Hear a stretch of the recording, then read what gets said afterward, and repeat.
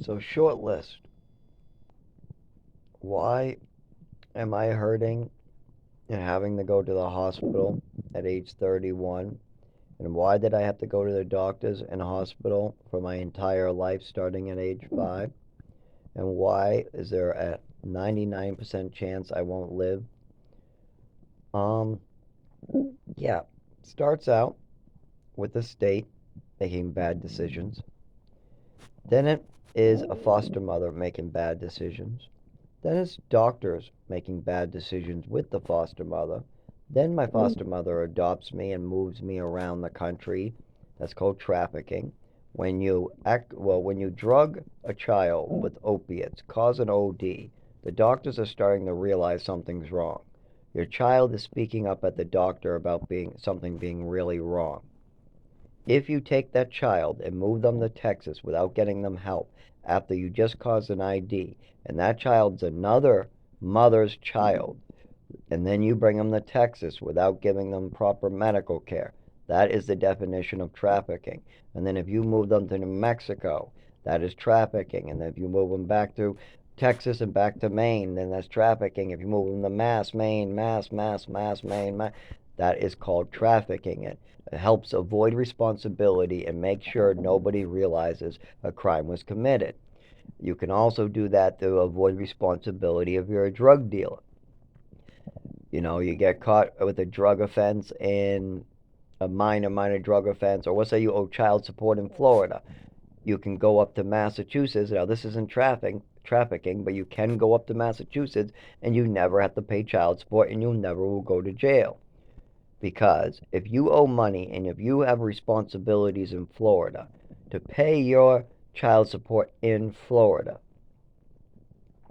and you have a responsibility in Florida, and you go to Massachusetts and just run away and live in Mass, you never have to pay that child support and you never have to take responsibility for your actions. I know this for a fact because I know an asshole who did it. Good guy, but he needs to go back and take care of his family. But that was Charlie, Bike Pedal Charlie. He's almost 40. He has multiple charges in Florida, but he can't be extradited. Every time the police run his ID, they say, "Don't go back to Florida, you will go to jail." And then they let him go. He's even done jail time in Massachusetts, and they cannot extradite him to pay his child support. So he's avoiding responsibility by moving to a new state. That's what my mother did, and the state allowed it to happen. She moved a child who she just abused with pills and caused an OD to Texas to avoid responsibility. Then she kept me trafficked and moving. So, that's one reason. Then my mother continued to drug me in front of doctors and teachers as I was speaking up in Massachusetts some more. So you once again can put some of the blame on my mother, doctors, and state officials once again, because it's not like people weren't speaking up. Now there's reports of unregistered weapons, lots of medications, lots of side effects of these medications. The kid's not doing well at all. But still nothing. Still failure of the system. Failure of my mother and father. At this point now I'm about 15 and nobody has helped me, so I start trying to figure out what meds are making me feel better and which ones are making me shake, vomit, and get hungover and get brought in ambulances. At this time, I'm brought in an ambulance for an extreme migraine, and they give me Vicodin at the age of 15. I'm on so many different meds hurting me so much that now emergency room doctors are prescribing a 15-year-old Vicodin.